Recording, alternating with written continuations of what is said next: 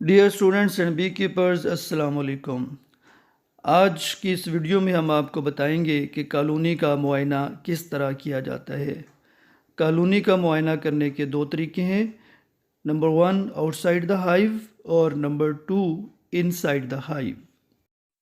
Colony کی inspection یا معائنہ اس سے عام طور پر 5 چیزوں کا پتہ کیا جاتا ہے۔ سب سے پہلے کالونی کا سٹیٹس کہ اس میں ڈیولپمنٹ کس طرح کی ہو رہی ہے، اس کے بعد کوئی بیماری موجود ہے یا نہیں، کوین موجود ہے یا نہیں، اور بروڈ کی تعداد کیا ہے جس میں ایگ، لاروا اور پیوپا مطلب سیل بروڈ شامل ہیں، اور آخر میں اس میں فوڈ کے سٹورز مطلب پولن اور نیکٹر کس مقدار میں موجود ہیں۔ یہ تمام انفارمیشن ہمارے لیے ضروری ہے کہ ہم پتہ کر سکیں کہ موسم کے مطابق مناسب اقدامات کون سے ہیں اور ان کی ہم نے پلاننگ کس طرح سے کرنی ہے۔ سب سے پہلے تو آپ کو یہ بتانا ضروری ہے کہ کالونی کی انسپیکشن کے لیے کون سے موسم میں کون سا وقت زیادہ مناسب ہے۔ کالونی کے معائنے کے بہترین وقت کا انحصار موسم اور مکھیوں کی کام کرنے کی روٹین کے اوپر ہوتا ہے۔ کالونی کا معائنہ صرف اسی وقت کریں جب موسم کلیئر اور پرسکون ہو۔ اگر سردی زیادہ ہے یا گرمی زیادہ ہے یا بادل چھائے ہوئے ہیں یا بجلی گرج رہی ہے یا بارش کا موسم ہے تو ان حالات میں کالونی کی انسپیکشن ہرگز مت کیجیے۔ جب بہت ساری مکھیاں فورجنگ پہ جا چکی ہوں اور تھوڑی مکھیاں ہائیو کے اندر ہوں تو اس صورتحال میں کالونی کا معائنہ بہت آسان ہو جاتا ہے۔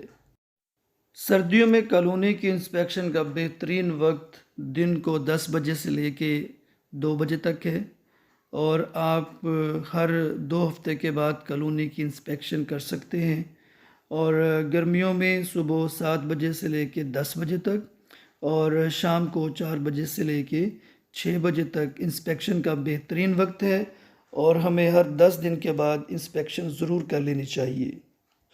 تاہم اگر کالونی میں حالات نارمل نہیں ہیں، جیسے سوارمنگ کا ہونا، بیماری یا پیسٹ کا ہونا، یا نئی کوئین یا نئے کوئین سیل کو کالونی میں متعارف کروانا، تو ان حالات میں 2 سے 7 دن کے وقفے کے اندر اندر ہمیں کالونی کا معائنہ یعنی انسپیکشن ضرور کر لینی چاہیے۔ کالونی کے باہر سے معائنہ ہمیں اس بات کی طرف بہت اچھا آئیڈیا فراہم کر دیتا ہے کہ بغیر کھولے ہم جان سکیں کہ ہائیو کے اندر مکھیوں کی صورتحال کیا ہے۔ اگر بہت ساری مکھیاں باہر جا رہی ہیں اور کالونی میں واپس آ رہی ہیں، اور کالونی کے انٹرنس پہ آپ کو بہت ساری پولن والی مکھیاں، فوریجر مکھیاں نظر آ رہی ہیں، تو اس کا مطلب یہ ہے کہ کالونی مضبوط بھی ہے اور صحت مند بھی۔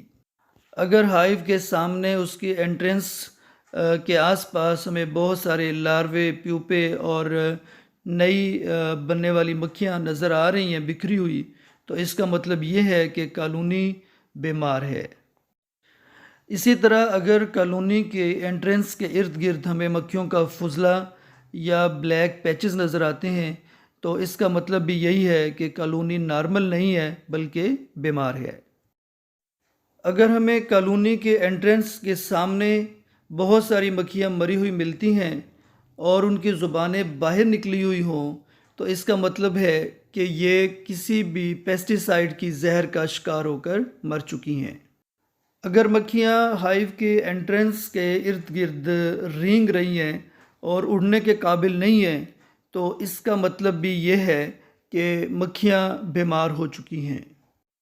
اگر ہائیو کی انٹرنس کے اوپر بہت ساری مکھیاں جمع ہیں اور وہ فلائی کر رہی ہیں اور ایک دوسرے سے لڑ رہی ہیں اور لڑتے لڑتے مر رہی ہیں تو اس کا مطلب یہ ہے کہ کالونی میں رابنگ شروع ہو چکی ہے۔